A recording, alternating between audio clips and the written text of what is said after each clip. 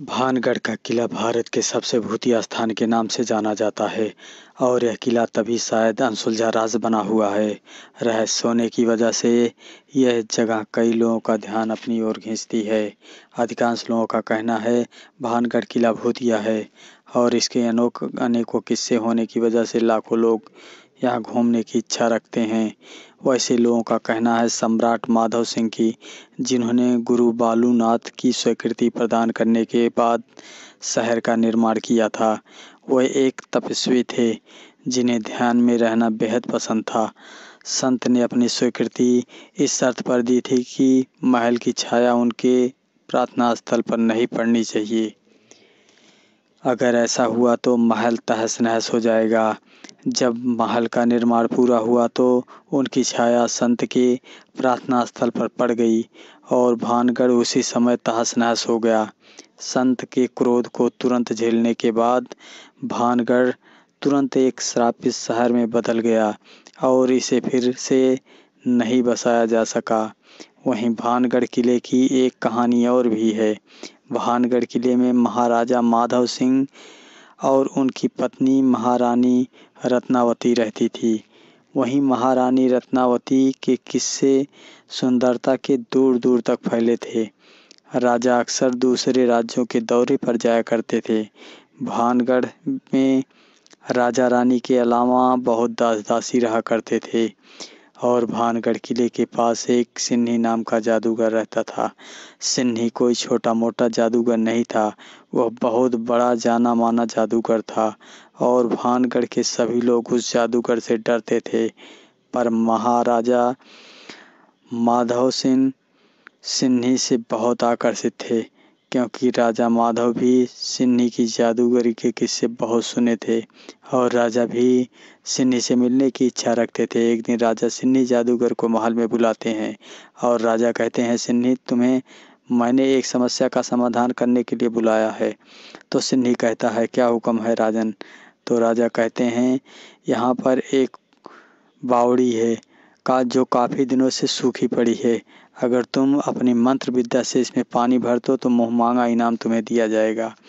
फिर सिन्ही जादूगर तैयार हो जाता है और राजा के आदेशानुसार वो कुंड यानी बावड़ी में उतर जाता है और जादूगर अपने मंत्र के प्रयोग से कुंड में पानी ला देता है, जिसे राजा देखकर बहुत प्रभावित होते हैं और कहते हैं, मांगो, क्या मांगते हो?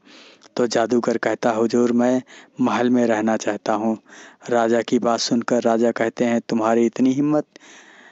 तभी उसका एक दरबारी कहता है, राजन, तुमने वादा किया था, अब तुम यह वादा पूरा करो। राजा कहते हैं, ठीक है, तुम महल में रह सकते हो। और फिर सिन्ही वहीं पर रहने लगता है। एक दिन जादूगर घूमने निकलता है तो वहीं पर उनकी नज़र रानी रत्नावती पर पड़ती है। वही रानी की खूबसूरती देख मंत्रमुग्ध हो जाता है। रानी उसे देखती है और कहती है, तुम कौन हो? तो सिन्ही अपना नाम बताता है कि मैं सिन्ही जादूगर हूँ। राजा ने महल में रहने की अनुमति मुझे दे दिए हैं। रानी कहती है, ठीक है, मैंने भी तुम्हारे जादूगरी के किस्से सुन रखी हूँ। आपका महल में स्वागत है। सिन्ही को रात भर नींद नहीं आता। वह रानी के बारे में ही सोचता रहता है और वह सुबह होते ही रानी से मिलने के लिए उनके कक्ष में चल पड़ता है। तभी एक सिपाही की नज़र जादूगर पर पड़ती है और जादूगर को वो रोक लेता है। वहीं जादूगर रानी के कक्ष में जाने की तरकीब ढूंढने लगता है और एक दासी का भेष बदल कर जाता है और सभी दासियों के बीच में घुल मिल जाता है। परंतु एक सिपाही जादूगर को रूप बदलते हुए पकड़ लेते हैं और राजा के पास ले जाते हैं। तब राजा कहते हैं, क्या हुआ? इस दासी को यहाँ क्यों लाए हो? सिपाही कहता है, राजन, यह दासी नहीं, यह जादूगर सिन्ही है। यह रोज रूप बदल कर रानी के कक्ष में जाता था। आज मैंने रूप बदलते हुए पकड़ लिया है। तभी राजा कहते हैं, इस दुष्ट को कड़ी से कड़ी सजा दी जाएगी। इस दुष्ट का सर धड़ से अलग कर दो। इतना कहते हैं राजा तलवार लाते हैं और तभी सिन्ही अपनी जादुई शक्ति के प्रयोग से महल में धुआं धुआं कर देता है और गायब हो जाता है। सिन्ही जादूगर को कई महीनों तक ढूंढते हैं मगर उसका कहीं अता पता नहीं चलता। कई महीने बीत जाने के बाद सिन्ही भानगढ़ में भेष बदलकर एक इत्र व्यापारी बनकर रह रहा था। वह महल की सभी गतिविधियों पर नजर रखता था। वहीं जादूगर महारानी के एक दासी को देख लेता है। तभी दासी कहती है, भैया मुझे एक अच्छा सा इत्र दिखाओ। तभी जादूगर उस दासी को एक इत्र देता है और अपनी जादुई शक्तियों से जो बनाया था। इत्र की शक्ति इतनी थी, जो भी इत्र लगाएगा वह खींचा चला जाएगा। दासी को इत्र लेता एक सिपाही देख लेता है और दासी से पूछता है, मगर दासी कुछ नहीं बताती और चली जाती है। वहीं सिपाही राजा को जाकर सारी बात बता देता है और कहता है, महाराजा सिन्ही भेष बदल कर आ गया है। वह इत्र बेच रहा है, इत्र व्यापारी बनकर आया है।